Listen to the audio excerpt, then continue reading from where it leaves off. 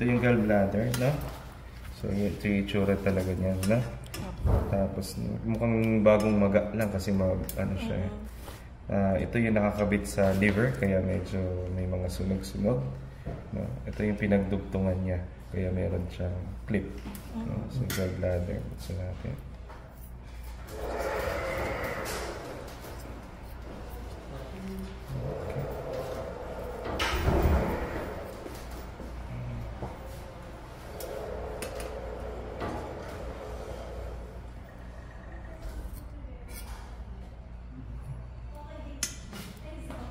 Maliliit yung mga bato niya.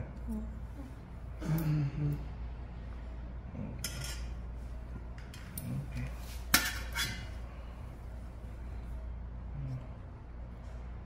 Maliliit lang, cholesterol. Ay. Ito, may bato. Ay, bato. Sludge.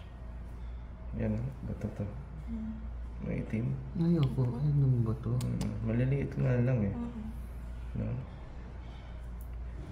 Tsaka may nakuha kanina sa ERCP, no? Opo. Mga fragments. Mga fragments, no? Anyway, so yan, bato. Maliliit lang, no? Kaya siya siguro sumakit.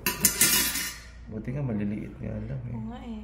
Pero sabi nung nakita dun sa ultrasound, nagbahay-bahay daw. Yan na yun din. Pwede, yung iba yan. Bato yan. Kita mo? Malaki na. Kasi may halong pang bile. Ang dami. Okay. Hindi ko pa pwede nabuksan.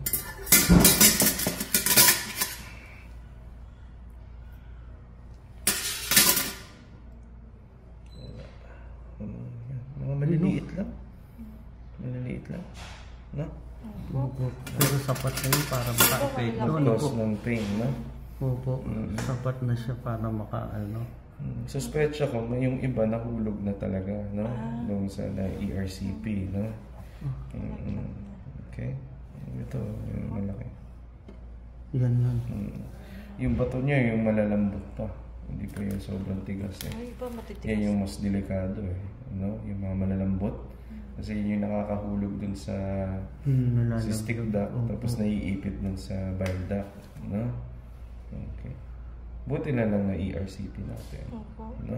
Oo, tama din yung ano natin, naging procedure na. Yung para din-drawing ko, di ba? Oo. MRCP, tapos ERCP.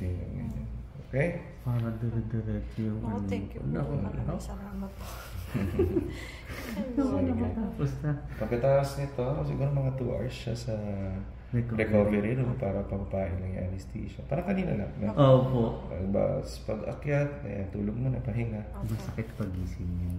Medyo, may slight. No? 4 ang sugat, pusod. Isa sa gitna dito sa taas, tapos 2 maliliit. No? Opo. Pag gising na gising siya, pwede na siya magtulog.